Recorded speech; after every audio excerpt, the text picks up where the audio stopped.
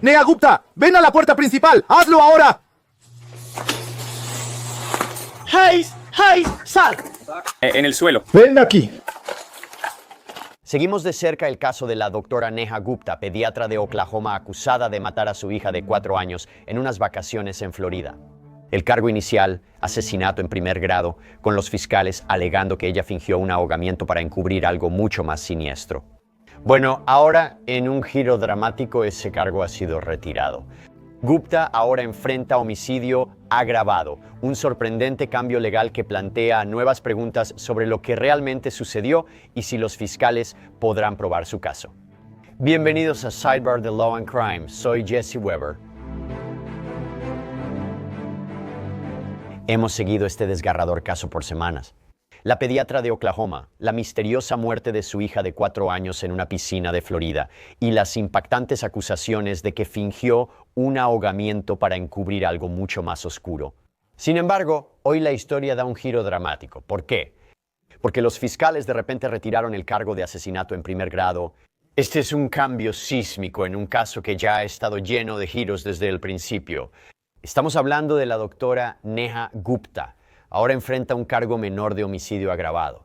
Eso es una reducción sorprendente que cambia por completo el panorama legal de este caso. Y aquí está lo nuevo y lo que significa. Así que en una audiencia el 7 de agosto, los fiscales anunciaron que presentaron un cargo menor, homicidio agravado de un menor. Los cargos actuales en el estado, según lo presentado, son de homicidio agravado. Y... Usted presentó una moción para la detención previa al juicio. Sí, señor. Tenemos alegatos escritos por parte del abogado. Sí, juez. Se registra una declaración de no culpable. Programemos la audiencia de juicio para dentro de una semana. AB, por favor. El abogado defensor de Gupta, Miguel Meyer, respondió al desarrollo diciendo a los medios locales: nuestra posición desde el primer día ha sido que la doctora Gupta no dañó intencionalmente a su hija, que su hija trágicamente salió por la puerta cerrada y cayó accidentalmente a la alberca. Creemos que la oficina del sheriff de Miami-Dade se apresuró a juzgar, fue a Oklahoma con los alguaciles federales, la acusó y arrestó por asesinato en primer grado, y esto confirma que la oficina del fiscal estatal no puede probar que la doctora Gupta haya dañado intencionalmente a su hija en ningún momento.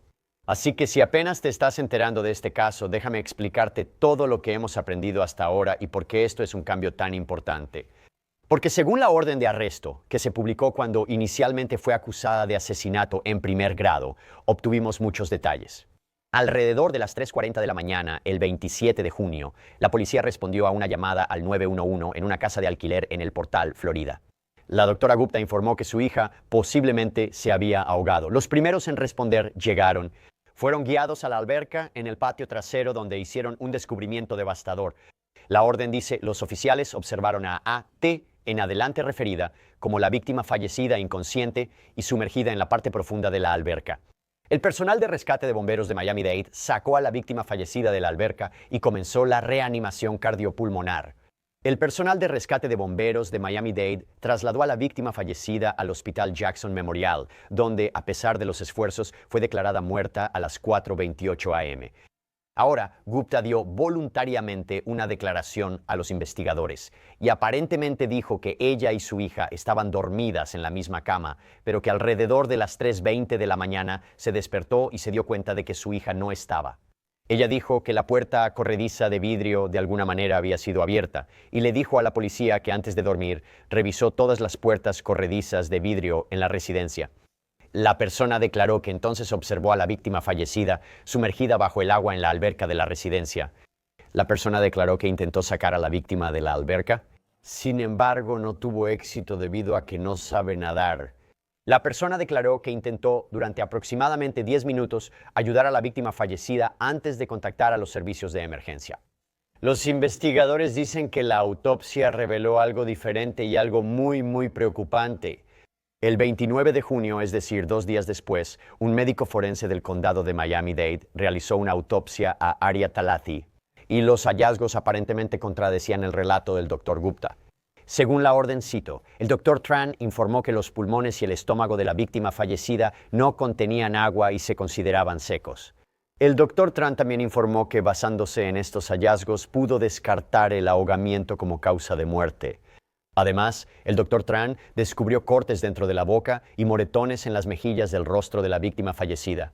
El Dr. Tran confirmó que este tipo de trauma no es consistente con ningún esfuerzo de reanimación realizado por el personal médico en la víctima fallecida. Y quizá lo más perturbador de todo, en opinión del Dr. Tran, la víctima fallecida ya estaba muerta antes de ser colocada en la piscina. Aunque la causa y la forma oficial de la muerte siguen pendientes de estudios adicionales, los hallazgos preliminares del doctor indican que las lesiones son consistentes con asfixia por sofocación. Ahora, inicialmente, Gupta fue acusado bajo el Estatuto de Florida 782.04, que es el homicidio ilegal de un ser humano cuando se perpetra con la intención premeditada de causar la muerte de la persona asesinada o de cualquier ser humano. Ahora, el cargo de homicidio culposo agravado dice: una persona que causa la muerte de cualquier persona menor de 18 años por negligencia culposa comete homicidio culposo agravado de un menor, un delito grave de primer grado. ¿Tiene esto sentido? No lo sé. Permítanme traer a alguien que quizá pueda explicar lo que está pasando. Marian Brazia, directora del programa Magíster en Derecho y de Defensa en Juicios y profesora de Práctica Jurídica en la Facultad de Derecho Beasley de Temple, ex fiscal. Gracias por acompañarnos. Esto es un cambio. Sé que puede haber desacuerdos entre los fiscales y las fuerzas del orden sobre los cargos, pero vamos directo al grano. Si tienes a un médico forense haciendo esa declaración y ahora lo han cambiado a homicidio involuntario, por favor trata de explicarme esto. Jesse, usas la expresión cambio sísmico y creo que es la descripción perfecta para esto. Hay una gran diferencia entre un cargo de asesinato en primer grado y el cargo de homicidio involuntario agravado al que esto ha sido reducido. Y para ser completamente honesta, no envidio a quien tenga que determinar los hechos, ya sea un juez o un jurado, porque va a ser una decisión muy difícil en este caso. ¿Es un error? Podría haber sido un error por parte del médico forense que la conclusión fuera incorrecta. ¿Fue una mala comunicación entre lo que el médico forense y su oficina comunicaron a las autoridades? O podría ser: oye, escucha, no estamos descartando lo que dijo el médico forense. No contradecimos al médico forense, pero lamentablemente no podemos probar un cargo de asesinato. Creo que cualquiera de esas posibilidades es una respuesta posible aquí.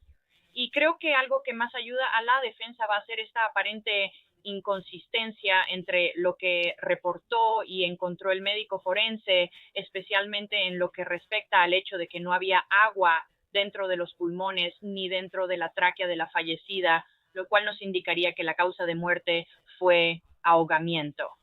Así que, porque el cuerpo, los órganos internos, donde esperarías ver agua o daño por agua como resultado de un ahogamiento, si no había evidencia de eso, eso realmente va en contra de lo que pensaríamos como una muerte por negligencia, un homicidio por negligencia, y favorecería mucho más la idea de un asesinato intencional, de pasos específicos que se tomaron para terminar con la vida de una persona, lo cual realmente sería la base del cargo de asesinato en primer grado. Así que aparentemente hay una inconsistencia aquí entre lo que mostraría la evidencia del Estado a través del médico forense y el cargo con el que los fiscales han decidido proceder. Y por cierto, la autopsia también reveló que el estómago de esta pequeña estaba vacío. Así que esto contradice la versión de la acusada de que cenaron, a las 9 de la noche, como ella había sugerido. Eso es significativo, y aún así tienes una reducción del cargo. Y dependerá del juzgador, ya sea que la defensa o la fiscalía opten por un juicio con jurado o un juicio con juez. Si esto llega a juicio, realmente dependerá del juzgador determinar cuál versión de los hechos es más creíble, cuál versión tiene el sello de la verdad, por así decirlo. Y entonces, si hay evidencia por parte de la defensa sobre a qué hora cenaron o las circunstancias de dónde o cómo estaban dormidos o dónde o cómo se encontró el cuerpo de la persona fallecida, eso podría afectar la credibilidad del caso de la defensa o de la versión de los hechos de la defensa.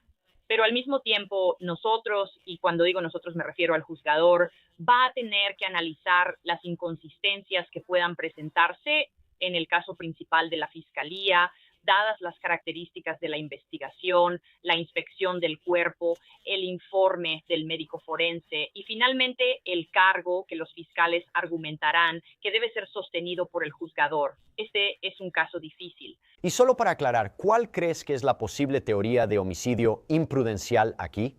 ¿Es que fuiste imprudente, dejaste abierta la puerta corrediza de vidrio y tu hija salió? Quizás, potencialmente, posiblemente tus acciones al intentar salvarla lo empeoraron. Porque yo sí, y dime si estoy interpretando demasiado, pero también estoy tomando en cuenta la declaración de su abogada donde siguen recalcando el hecho de que siempre dijimos desde el principio que ella no lastimó intencionalmente a su hija. Ahora, sí dicen que fue un accidente, pero pudieron haber dicho que ella no causó la muerte de su hija. Me pregunto de nuevo, tal vez estoy interpretando demasiado, simplemente no sé en qué pueden o no estar de acuerdo respecto a su culpabilidad en esta situación. Creo que al final del día todos podemos decir que esta niña debería estar viva, pero la pregunta es, ¿por qué está muerta? Así que estoy tratando de entender cuál podría ser la teoría de homicidio involuntario del hombre. Creo que la teoría de homicidio involuntario le da a la defensa una especie de salida, por así decirlo. Por supuesto, la defensa no tiene ninguna obligación de presentar una teoría del caso. La totalidad de la carga de la prueba recae en la fiscalía para probar cada elemento de cada cargo, incluso si solo queda un cargo contra la defensa, más allá de toda duda razonable. Para responder a tu primera pregunta, ese cargo de homicidio involuntario, incluso el homicidio involuntario agravado, es comúnmente conocido como homicidio por negligencia criminal, lo que significa causar la muerte de otra persona debido a negligencia criminal, que es no ejercer un estándar razonable de cuidado. Y se diferencia del homicidio voluntario, que sería un asesinato intencional cometido en un arrebato de pasión.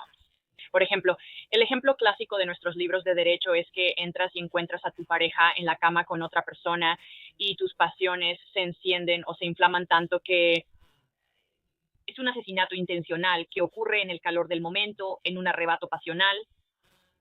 Mientras que con este cargo de homicidio involuntario, la afirmación sería que hubo un desprecio tan grave por la vida humana o por las medidas razonables que cualquier persona razonable en la posición de este acusado habría tomado para proteger la vida de este niño.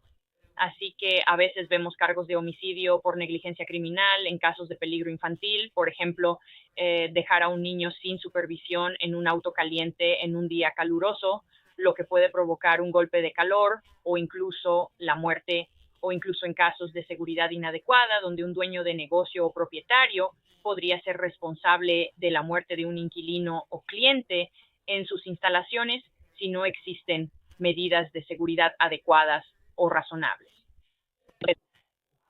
Puedo imaginar un mundo donde la abogada defensora ha usado constantemente la frase "ella no causó intencionalmente la muerte" para lograr que se reduzca el cargo a homicidio imprudencial y quitar el cargo de homicidio en primer grado, lo cual ciertamente reduce la exposición de la acusada a una pena criminal.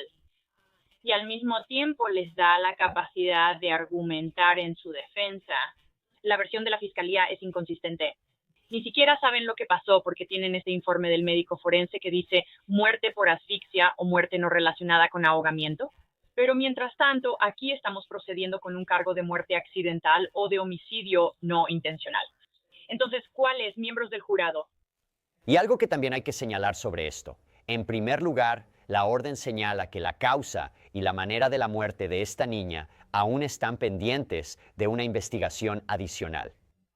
Hubo una declaración de Ed Griffith, quien es el portavoz de la Fiscalía Estatal de Miami-Dade, que dijo en un comunicado al Miami Herald: basándose en la evidencia disponible actualmente para los fiscales, el cargo de delito grave de homicidio agravado de un menor ha sido considerado como el cargo criminal apropiado. Gupta fue arrestado pocos días después, lo cual quedó registrado en un video de cámara corporal obtenido por Law and Crime. Los alguaciles de Estados Unidos ejecutaron una orden en su casa de Oklahoma y la encontraron escondida adentro. Policía, por favor, abre la puerta de inmediato. Entremos ahora. Ven a la puerta.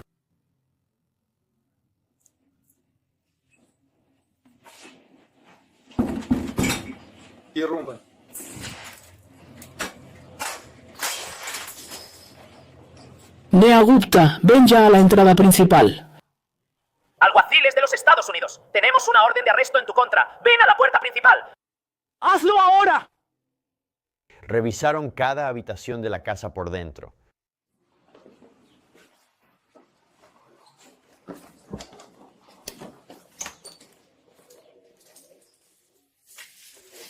Limpio. De alguna forma se reinicia, así que mantente en la línea.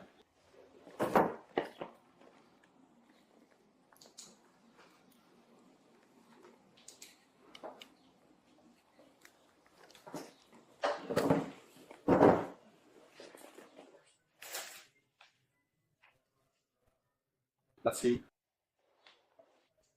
Retrocede un poco, vamos a limpiar este estante, ¿sí? Está bien.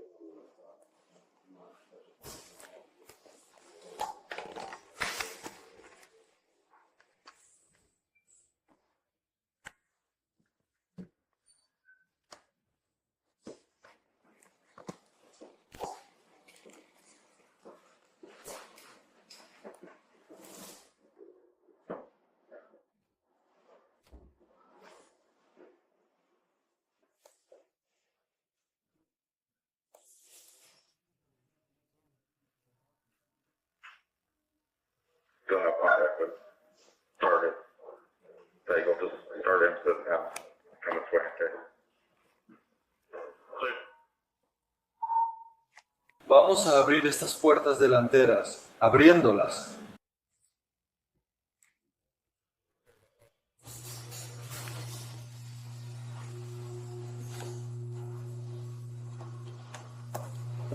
Y luego, finalmente, ¡Hayes! ¡Hayes! ¡Sal! Contacto. En el suelo. ¡Ven aquí!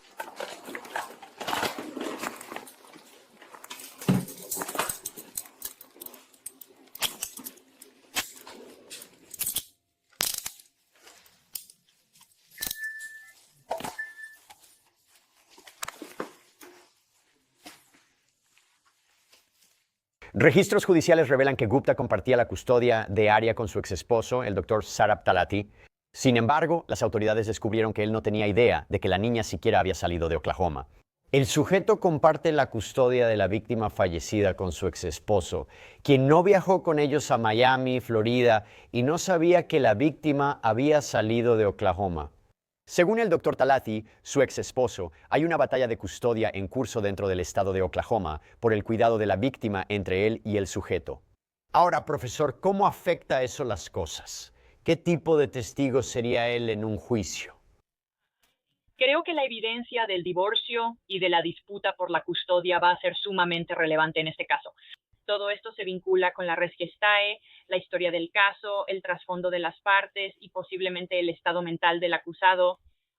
En las imágenes que mostraste del arresto, sabes, el hecho de que incluso el acusado haya salido de la jurisdicción y luego fuera encontrado escondiéndose, creo que la fiscalía estaría en su derecho de argumentar que eso es evidencia de conciencia de culpabilidad, que alguien se ausente de la jurisdicción donde ocurrió esta muerte y luego esté escondiéndose intentando evadir la detención.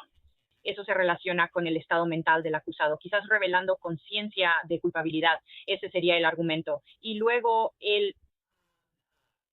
tensión o cualquier conflicto en los padres respecto a la custodia de este niño nuevamente va a aportar al estado mental de la acusada, lo que ella estaba pensando, cuál era su estado mental mientras cuidaba a este niño, y lo que otra vez la fiscalía podría argumentar sobre qué alternativas estaba dispuesta a buscar esta acusada para cambiar los acuerdos de custodia o asegurar que el niño no estuviera bajo la custodia de su padre.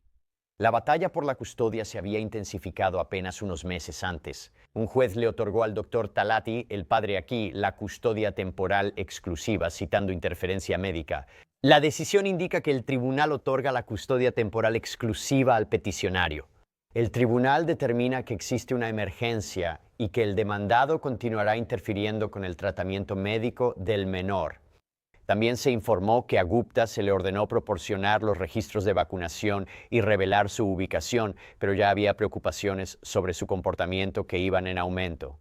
En abril, Talati solicitó una evaluación psicológica ordenada por el tribunal, citando un comportamiento muy preocupante.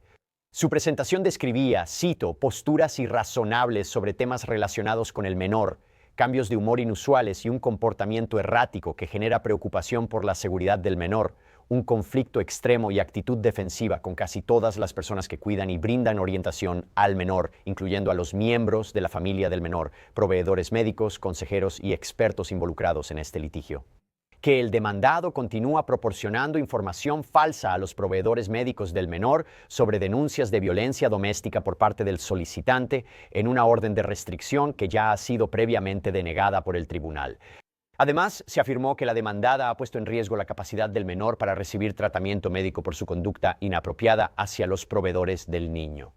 El comportamiento de la demandada lleva al solicitante a creer que la demandada tiene problemas de salud mental que no están siendo tratados, que una evaluación de la salud mental de la demandada es crucial para garantizar la seguridad del menor.